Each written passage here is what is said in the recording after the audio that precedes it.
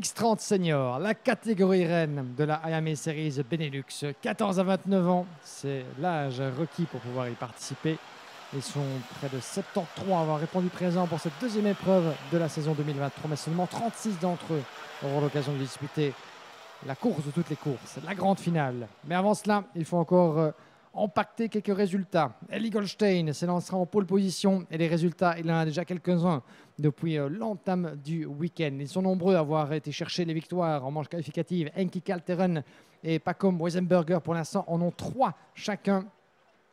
Ellie Goldstein a déjà la pole position dans la besace, une seule victoire. Il en voudra certainement rajouter une deuxième, qui sait, à la conclusion de cette dernière joute qualificative pour les deux groupes respectifs.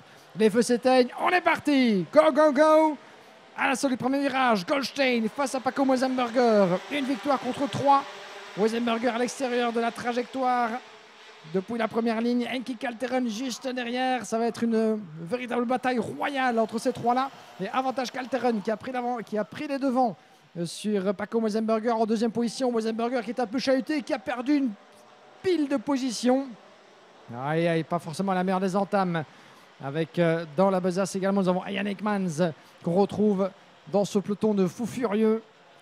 Pendant ce temps-là, Goldstein, eh bien, comme lors des précédentes, est parvenu à conserver l'avantage de sa pole position. Kalteren a pris le meilleur de l'aspiration juste derrière pour se hisser en deuxième place à la poursuite de son meilleur ennemi. Ces deux-là, c'était déjà expliqué précédemment. À l'avantage d'Henki Kalteren, cette fois-ci, c'est la revanche à nouveau pour Ellie Goldstein dans cette dernière joute entre ces deux groupes. Et Ian Ekmans 3, et voilà qui repasse devant notre cabine pour la première fois. Goldstein, oh regardez comme ça se bat là-bas à l'arrière également du peloton en sortie de la chicane. Goldstein, Kalteren, Ekmans. 3 pilotes pour une victoire.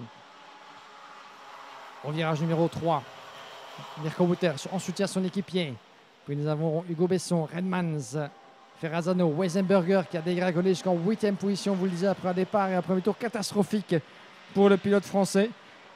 Après ce qui s'est passé lors de sa manche précédente où il a été bloqué et poussé au virage numéro 1. À la corde, ça passe pour Ian Ekmans qui se défait d'Henki Kalteren. La première attaque dans un virage où on a peu vu jusqu'ici. Le numéro 8, juste avant l'enchaînement de la chicane. Et regardez le petit train qui se forme derrière.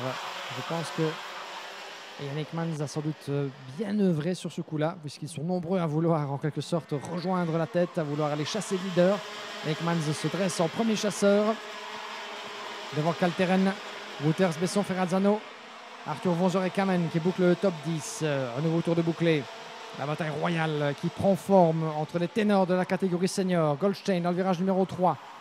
Ekmans, Henki Kalteren, Wouters. Mirko Wouters qui doit certainement dire sous le casque: j'arrive mon cher Yann, j'arrive, je vais te rejoindre tant que faire se peut. Et c'est prendre la place de Henki Kalteren et essayer d'aller le déloger de cette deuxième place. Toujours plus facile à dire qu'à faire évidemment. Derrière nous avons Hugo Besson qui se défend bien devant Aaron Ferrazano, ils sont 5 et 6 respectivement.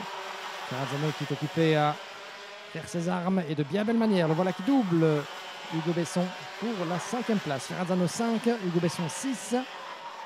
Redmans, Weisenberger, Vonzer, Kamen. Nous avons encore du top 10, Lacroix, Kroon, de Brabander, Gellens et le reste du classement. Tous les pilotes encore en course pour l'instant.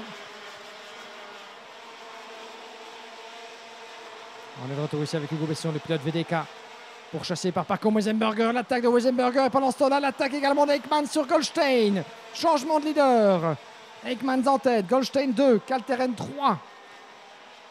Et le pilote belge, vous voyez, qui signifie à son compatriote en tête: reste devant, mais je vais avec toi.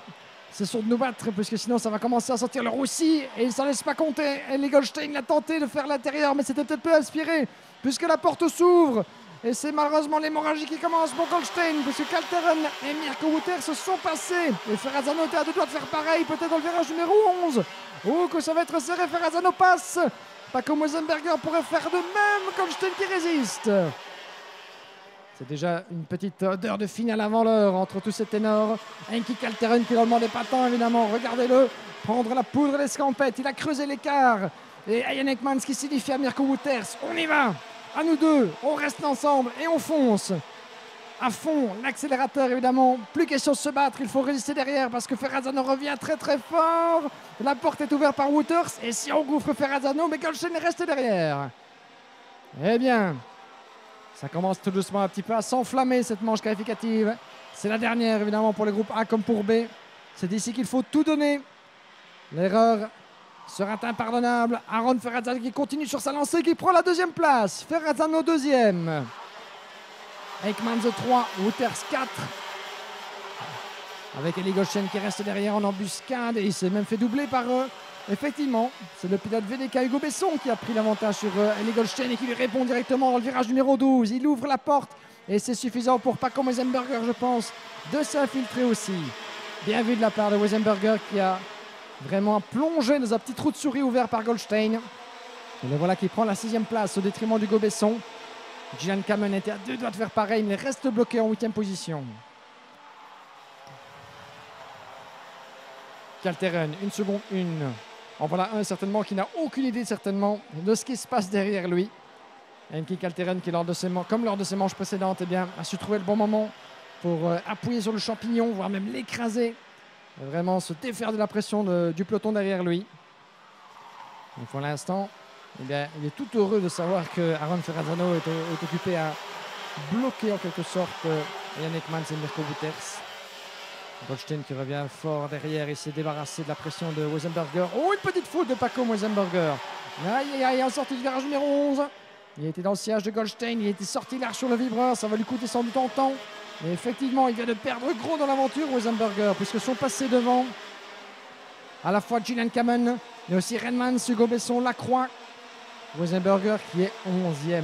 11e malheureusement pour celui qui a remporté 3 manches qualificatives et qui est occupé à avoir tout le bénéfice de son travail, de partir en miettes après une 15e place lors de la manche précédente. Il est 11e seulement après s'être fait un petit peu chahuter. Il y a une faute de pilotage aussi dans le chef du pilote français. Ça peut arriver évidemment. Paco Weissenberger n'est pas un robot, mais humain. Il apprend évidemment les ficelles de la catégorie. Lui qui était encore à faire la pluie et le beau temps du côté des juniors. Il avait terminé 3e championnat de Belgique l'année passée, on s'en souvient, en junior. Un programme combien chargé cette année, il n'était pas présent à Mariembourg. Et là, pour l'instant, il va devoir serrer les dents pour réintégrer le top 10.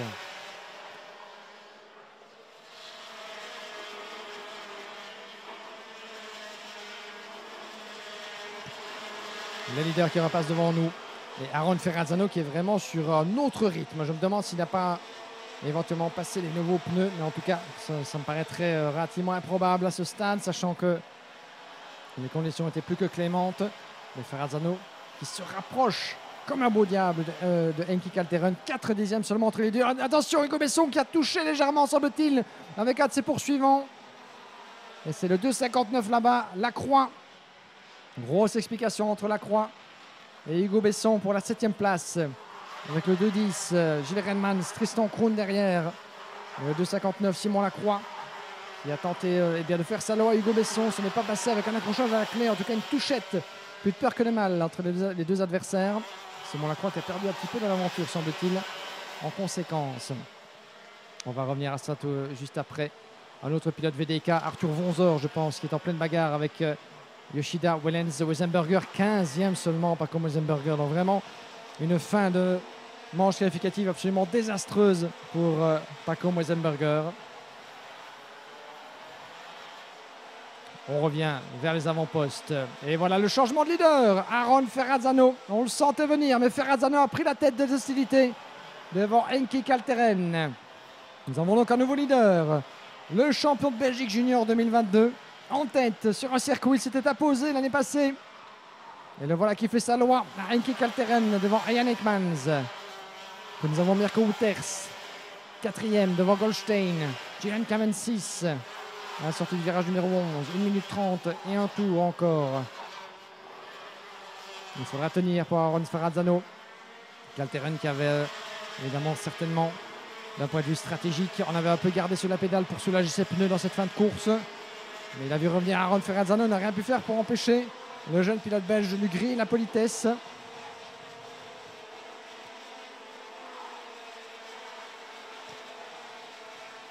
Mais ça s'observe toujours, ça s'observe entre ces trois-là. Et Yann Ekmans, très proche avec le casque jaune écarlate. 6/10 entre Ekmans et Ferrazzano. Et Ferrazzano, pardon, Ekmans qui passe. Changement pour la deuxième place. Et Yann Ekmans qui prend la deuxième position dans le virage numéro 8. Bien effectué de la part du pilote GP. On va devoir contenir maintenant le retour de Heikki Kalteren qui, on s'en souvient, a 3 victoires dans la besace. Il a vu évidemment les ennuis de Paco Meisenberger, son rival le plus proche en termes de succès. 3 victoires chacun. Et pour l'instant, Paco a dégringolé dans la hiérarchie. Oh, et abandon pour un des pilotes de GP qui s'est rangé là-bas à la sortie du dernier virage. Mirko Wouters, abandon sur casse mécanique, me semble-t-il, pour Mirko Wouters. Aïe, aïe, aïe, aïe. Malheureusement, Mirko Wouters, vainqueur de manche qualificative il y a 2 courses et qui doit rendre les armes à moins de 2 tours du drapeau à damier. Eh bien ça, vous ne voyez pas, mais la déception se lit jusqu'ici sous son casque. Et on peut bien la comprendre, évidemment. Abandon sur casse mécanique pour Mirko Wouters. Pour l'instant, là, nous sommes dans l'avant-dernier tour. Avant-dernier tour, une demi-seconde entre Aron Ferrazzano en tête à votre image. Et Yann Ekmans et Heikki Kalteren qui nous donnent la chasse. Je le disais justement, Paco Meisenberger, 12e pour l'instant. Quoi qu'il en soit, comparativement à Heikki Kalteren, qui a 3 victoires comme lui, c'est un résultat absolument désastreux en termes d'accumulation de points. On rappelle que Paco Meisenberger avait à ce stade eh bien, presque 0 points. À revoir là de ses derniers résultats, il avait 0 points en fait après 3 courses. Il a accumulé 15 d'un coup. Maintenant, si rien ne bouge, il en aura 27. Là où Heikki Kalteren eh bien, sera quasiment au score minimum. Si lui, rien ne bouge, ce qui ferait de lui, eh bien, pourquoi pas, le poleman de cette finale de la X30, la catégorie X30 senior à venir. Heikki Kalteren qui avec Bart Ploeg est le seul à avoir collecté autant de victoires depuis l'entame du week-end. Bart Ploeg a 2 victoires, on s'en souvient. Mais rien n'est encore joué. Rien n'est encore joué. Ce serait intéressant de savoir aussi ce que Bart Ploeg va pouvoir faire dans sa dernière course. S'il va chercher cette 3e victoire, mais rien n'est fait. Aron Ferrazzano, nous sommes dans le dernier tour. Le drapeau à damier. Et la victoire de justesse pour 5 centièmes de seconde d'Aron Ferrazzano sur Ekmans. Ekmans a grillé la politesse à Kalteren. Eh bien, ça s'est joué à la photo finish. Magnifique arrivée. Ils se sont tenus en 1/10 de seconde sur la ligne. À l'avantage de Ferrazzano, qui remporte donc sa première victoire du week-end dans les manches qualificatives. 2e place pour Yann Ekmans, son meilleur score depuis l'entame de week-end et l'entame de sa participation à la Yamaha Series Benelux. Alors que nous avons un pilote là, qui vient de faire son retour en piste. Image étonnante là-bas. Je me demande ce qui s'est passé pour l'un des pilotes au volant de son châssis Birelart là-bas, qui semblait sortir de la pit lane, faire son retour en course, ou alors est-ce qu'il est allé sortir, il est sorti trop large, j'y arriverai. Bonne question. Quoi qu'il en soit, victoire pour Aron Ferrazzano devant Yann Ekmans, Heikki Kalteren, Eli Goldstein à 1 seconde 4. Devant Julien Kaman, Simon Lacroix, Hugo Besson, Gilles Renmans, Arthur Vonzor, Koda Yoshida, Paco Meisenberger, Tristan Krohn, Milan Marzak, Delano Wellens, Gaëtan de Brabander, Connor Grant, 16e, suivi de Dylan Wellens.